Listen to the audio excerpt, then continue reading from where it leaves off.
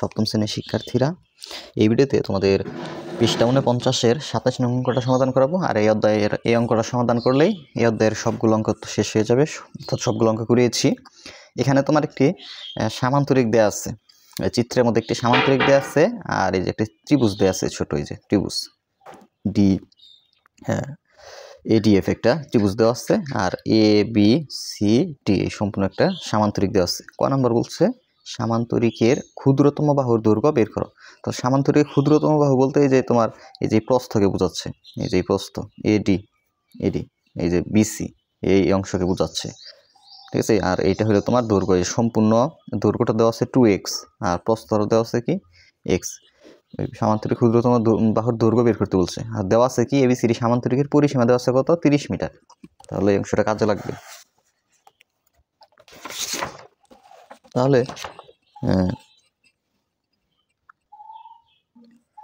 ক নাম্বার দেখো, তাহলে আমরা এখানে বলছে যে তাহলে এখানে সামান্তরিকের দেওয়া আছে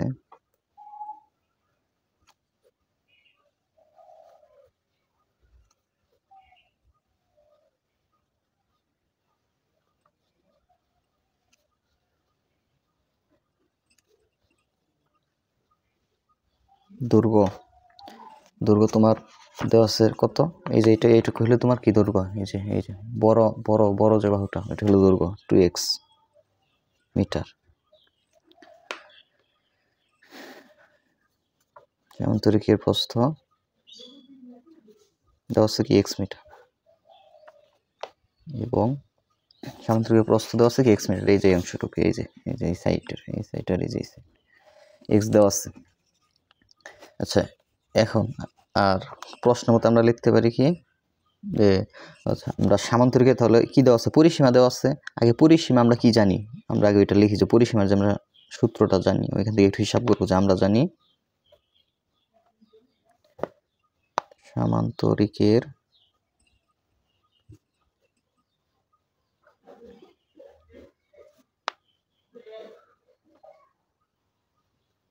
পরিসীমা সূত্র জানি 2 ইন্টু দৈর্ঘ্য যোগ প্রস্থ, এটা জানি।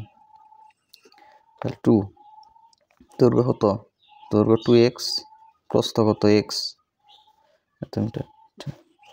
তো তাহলে 2x, 2x আর একটা যোগ করলে কত হয় 3x, 3x এর লগে আবার 2 গুণ করলে হয় কত 6x, কত হয় 6x, তাহলে হয় 6x। সেগুলো 2 এর মতো হচ্ছে। আচ্ছা 6x, আচ্ছা আমরা হিসেব করে বের করলাম যে চিত্র থেকে আমরা বের করলাম যে পরিসীমা হয় 6x, আবার উদ্দীপকেও দেওয়া আছে যে পরিসীমা 30 মিটার। আমরা এইটাও পরিসীমা, আমরা যা বের করলাম 6x এইটাও কি পরিসীমা। তাহলে এই পরিসীমা আর এই পরিসীমা কি লেখা যায়, সমান লেখা যায়, যেহেতু এইটা ABCD সামান্তরিকের পরিসীমা। আবার আমরাও কিন্তু এই চিত্র দেখেই পরিসীমা বের করলাম 6x। তাহলে আমরা প্রশ্ন মতো দুইটা কি লিখতে পারি সমান, কারণ একই চিত্রের কিন্তু পরিসীমা দুইটাই। প্রশ্ন মতে আমরা লিখতে পারি 6x সমান হলো 30। এখান দিয়ে x এর মানটা যদি বের করি, এই x এর সাথে তোমার 6 গুণ অবস্থায় আছে, কোনো কিছু গুণ থাকলে ওই পাশে গেলে এটা ভাগ হয়ে যায়। এই যে 30 ভাগ হইল এই যে 6, অতএব x সমান 30কে 6 দিয়ে ভাগ করলে হয় কত 5, x সমান তোমার কত 5 মিটার। তাহলে পরিসীমা 6x মিটার, তাহলে x সমান কত মিটার 5 মিটার।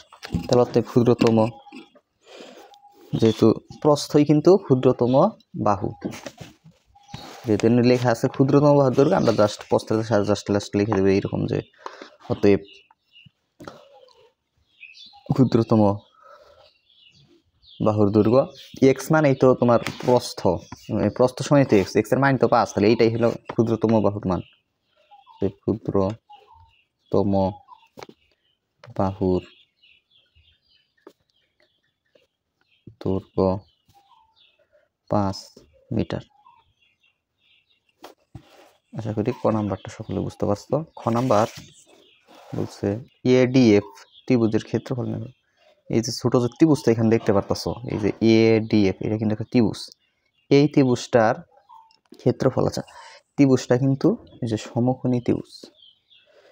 কিভাবে? তোমার এখানে এই যে সমকোণ চিহ্নটা দেওয়া আছে, এটা বোঝাচ্ছে এটা 90 ডিগ্রি মানে সমকোণ। তাহলে এরকম সমকোণ চিহ্ন দেওয়া থাকলে এটা বুঝতে হবে সমকোণী ত্রিভুজ। যে ত্রিভুজের একটা এখন 90 ডিগ্রি, এটা হলো সমকোণী ত্রিভুজ। সমকোণী ত্রিভুজের তোমার ত্রিভুজের ক্ষেত্রফল বের করতে হলে আমরা ক্ষেত্রফল সূত্র জানি ভূমি গুণ উচ্চতা।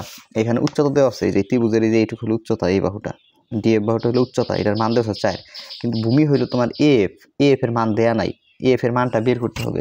আর অতিভুজ এই যে এডি, এটা হলো অতিভুজ, মানে এই যে সমকোণের বিপরীত বাহু যেটা থাকে ওইটা হলো তোমার কি অতিভুজ। তোমরা সমকোণী ত্রিভুজ কিন্তু ক্লাস 8-এ উঠলে তোমরা আরো বুঝতে পারবা ভালোভাবে।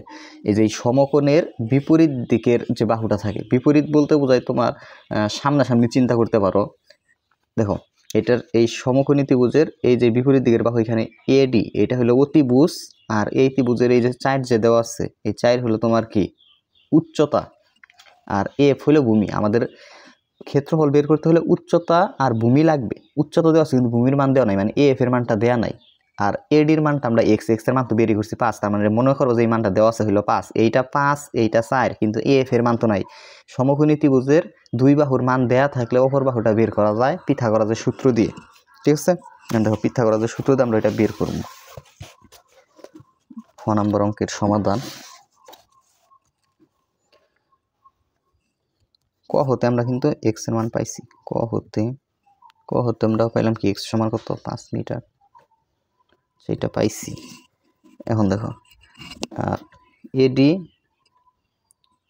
এডি সমান আমরা কত পাইলাম, এডির সমান বিসি সমান হলো এক্স। আশা করি বুঝতে পারছো, মানে এডি কোনটা, যে এডি বাহুটা কি এক্স না, এক্স এর মান তো পাইছি 5, তার মানে এডির মান হলো 5, এডির মান 5, এডি সমান কত এক্স মিটার,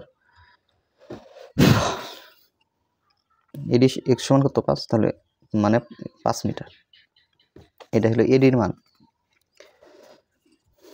এডি সমান বিসি সমান এক্স সমান কত 5 মিটার, সেটা আমরা পাইলাম। তাহলে এখান থেকে আমরা একটা সূত্র জানি যে পিথাগোরাসের উপপাদ্য, যে আমরা এই সূত্রটা এখানে লিখতেছি যে অতিভুজ স্কয়ার, এনে জাস্ট লিখে দেবো যে পিথাগোরাসের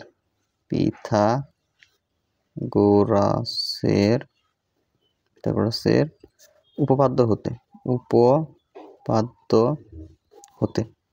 মানে আমরা একটা সূত্র এটা জানি যে সূত্রটা পিথাগোরাসের উপপাদ্য। অতিভুজের উপর স্কয়ার, এই যে এডি হয়ে এখানে অতিভুজ, এই যে অতিভুজ স্কয়ার সমান লম্ব এখানে ডিএফ বাহুটা লম্ব অতিভুজের, তাহলে ডিএফ স্কয়ার প্লাস ভূমি স্কয়ার, ভূমি হলো এফ, তাহলে এই যে এফ স্কয়ার। এটা আমরা জানি অতিভুজ স্কয়ার সমান লম্ব স্কয়ার প্লাস ভূমি স্কয়ার, এটা একটা সূত্র, এই যে পিথাগোরাসের সূত্র। ওই সমকোণী ত্রিভুজ থাকলে এই সূত্রটা তুমি লিখতে পারবা, অতিভুজ স্কয়ার লম্ব স্কয়ার প্লাস ভূমি স্কয়ার। ঠিক আছে, লম্বর নামে কিন্তু উচ্চতা, বা এডির মান দেওয়া আছে, এডির মান হলো তোমার কি 5, তাহলে এখানে লিখবো 5, এডির পরিবর্তে 5 লিখলাম, এর উপর স্কয়ার। ডিএফ এর মান দেওয়া আছে 4, তাহলে এই ডিএফ এর পরিবর্তে লিখলাম 4, এর উপর স্কয়ার আছে স্কয়ার। আর এফ এর মানটা নাই, এফ এর মানটা বের করবো আমরা। তোমার এরকম সমকোণী ত্রিভুজের দুই বাহুর মান দেওয়া থাকলে তৃতীয় বাহুটা বের করা যায়। তাহলে 5 স্কয়ার মানে 5 গুণ 5, 5 দুইটা গুণ করতে হবে, এর মানে হলো 25। আর 4 স্কয়ার মানে 4 দুইটা গুণ করতে হবে, এর মানে হলো 16 যোগ এফ স্কয়ার। লাগবে কিন্তু আমার এফ এর মান, এই জন্য আমরা 25 লিখলাম। 16কে যদি এই পাশে পক্ষান্তর করি তাহলে 16-র আগে মনে মনে চিহ্ন নাই, মানে প্লাস আছে। তোমার কোনো কিছু এক পাশ থেকে আরেক পাশে আনলে যোগ অবস্থা থাকলে এটা বিয়োগ হয়ে যায়, তাহলে বিয়োগ 16। আর এই পাশে আছে এফ স্কয়ার, 25 থেকে 16 বিয়োগ করলে হয় কত 9, আর এই পাশে তাহলে থাকে এফ স্কয়ার। আমার শুধু এফ এর মান লাগবে, স্কয়ারটা পক্ষান্তর করে দিলে রুট ওভার হয়ে যায়, তাহলে থাকে এফ, তাহলে রুট ক্যালকুলেটর তুলবা, রুট 9 মানে হইলো তোমার 3 এফ, জাস্ট একটু সোজাভাবে লাগবা। অতএব এফ সমান 3 মিটার। আমরা পাইয়া গেছি এফ এর মান, এখন আমরা ক্ষেত্রফল বের করতে পারবো। অতএব এডিএফ ত্রিভুজের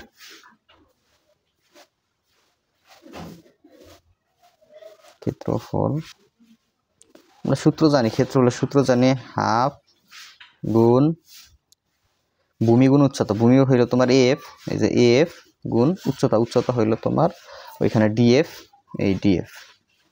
তাহলে হাফ গুণ এফ এর মান এফ এর মান হলো 3 আর ডিএফ এর মান এটা দেওয়াই আছে 4 3 4 কত 12 12 এর সাথে ওই 1 এর গুণ হবে কারণ এইরকম ভগ্না কোনো কিছুর সাথে মানে এই টুকের সাথে দেখো 1/2 কি অবস্থায় আছে গুণ অবস্থায় আছে গুণ থাকলে ভগ্নাংশের সাথে গুণ কোনো কিছু গুণ থাকলে উপরেরটার সাথে যায় গুণ হয় তাহলে 3 আর 4 গুণ করলে হবে 12 12 এর সাথে 1 যায় গুণ হবে তাহলে হবে কত 12 12 কে 12 12 আবার 2 দিয়ে ভাগ করলে হয় কত 6 এটা হবে 6 ক্ষেত্রফল যেহেতু এই জন্য লিখে দেব বর্গ মিটার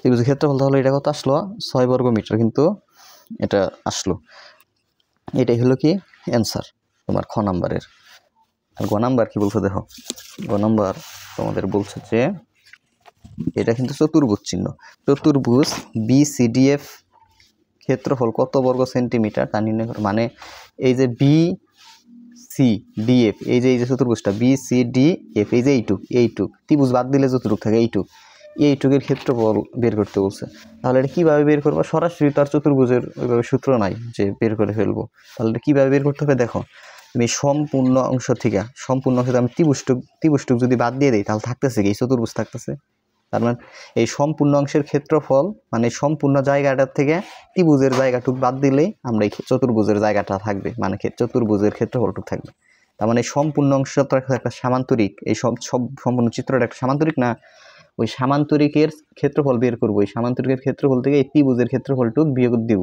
ত্রিভুজের ক্ষেত্রফল তো আমরা পাইছি খ থেকে জাস্ট ওইটুকু বিয়োগ দিয়ে দিব তাহলে আমাদের মূল কাজ হলো সামান্তরিকের ক্ষেত্রফলটা বের করা তাহলে সামান্তরিকের ক্ষেত্রফলটা কিভাবে বের করব আমরা খ থেকে কিন্তু পাইছি খ হতে ত্রিভুজের ক্ষেত্রফল খ হতে আমরা ত্রিভুজের ক্ষেত্রফল কত পাইছি এটা পাইছি 6 বর্গ মিটার এটা আমরা পাইছি খ হতে আর ক হতে আমরা পাইতো এক্স এর মানটা পাইছি ক হতে লিখি ক হতে আমরা পাইলাম এক্স সমান পাইছি 5 মিটার মানে ক্ষুদ্রতম বাহুটা এবিসিডি লিখলাম এবিসিডি সম্পূর্ণটা এবিসিডি কি সামান্তরিক না সামান্তরিকের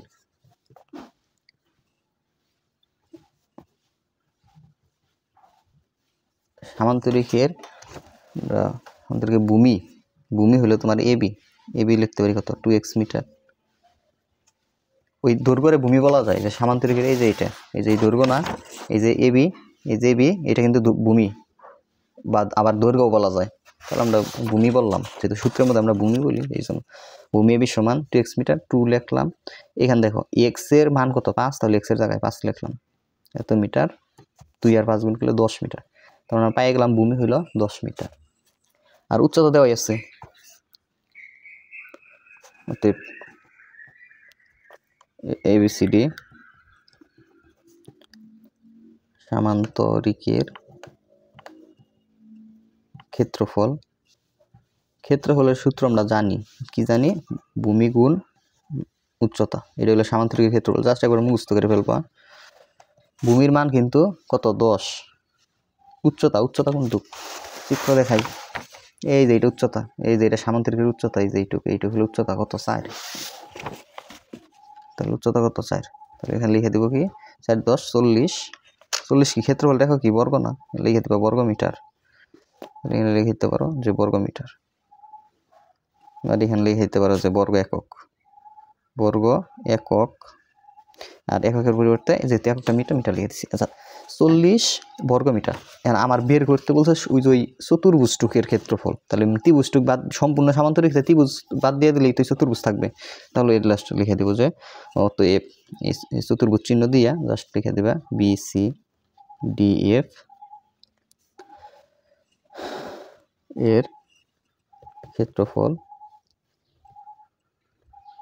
কি করতে হবে সামান্তরিকের ক্ষেত্রফল থেকে মানে 40 থেকে বিয়োগ করতে হবে ত্রিভুজের ক্ষেত্রফলটুকু এই ত্রিভুজের ক্ষেত্রফল কিন্তু আমরা পাইছি 6 এত বর্গ মিটার তাহলে এটা থেকে এটা বিয়োগ করলে 34 বর্গ মিটার এখন দেখো আমার বের করতে বলছে যে এই ক্ষেত্রফলটা বের হইলো 34 বর্গ মিটার কিন্তু বর্গ মিটারে বের করতে বলে নাই বলছে বর্গ সেন্টিমিটারে প্রকাশ করতে তাহলে এটা আবার প্রকাশ করে দেই যে 1 বর্গ মিটার এটা আমরা জানি যে 1 বর্গ মিটার সমান জানি 10,000 বর্গ সেন্টিমিটার মানে সেমি। অতএব 1 বর্গের জায়গায় আমরা 34 লিখলেই, অতএব 34 বর্গ মিটার সমান এতরে 34 গুণ এত বর্গ সেমি ইকুয়াল 34 4 এত বর্গ সেমি। জাস্ট লাস্টে লিখে দেবে যে অতএব BCDF এর ক্ষেত্রফল যে এত বর্গ সেমি। প্রিয় শিক্ষার্থীরা, আশা করি বুঝতে পারছো। তোমাদের যারা গণিতে ভালো করতে চাও, গণিত কোর্সে কিন্তু ভর্তি হইতে পারো। তোমার ওই কোর্সে পেয়ে যাবা অনুশীলনীর সমাধান, অনুশীলনীর গুরুত্বপূর্ণ অঙ্কগুলোর সমাধান, পেয়ে যাবা গুরুত্বপূর্ণ সৃজনশীলের সমাধান, মানে তোমাদের পরীক্ষায় যেগুলো আসে সৃজনশীলের সমাধান, পেয়ে যাবা MCQ এর সমাধান, আরও পেয়ে যাবা কি সংক্ষিপ্ত প্রশ্ন সমাধান। তো তোমরা জাস্ট কোর্স ফি মাত্র 200 টাকা। ফেসবুক গ্রুপে ক্লাসগুলো কিন্তু রেকর্ডিং ক্লাস, মানে অগ্রিম রেকর্ড করে রাখছি ক্লাসগুলা। তোমরা ভর্তি হলে এই ক্লাসগুলো দেখতে পারবা। কোর্স ফি 200 টাকা। জাস্ট যারা যোগাযোগ করবা 01877837400 এই নাম্বারে যোগাযোগ করতে পারো। হোয়াটসঅ্যাপে অবশ্যই যোগাযোগ করতে হবে, অর্থাৎ ভর্তি হওয়ার জন্য হোয়াটসঅ্যাপে যোগাযোগ করতে পারো। যারা ভর্তি হইতে চাও তারা এই নাম্বারে যোগাযোগ করবা 01877837400। প্রিয় শিক্ষার্থীরা, আজকের ভিডিও এই পর্যন্তই। ধন্যবাদ সকলকে।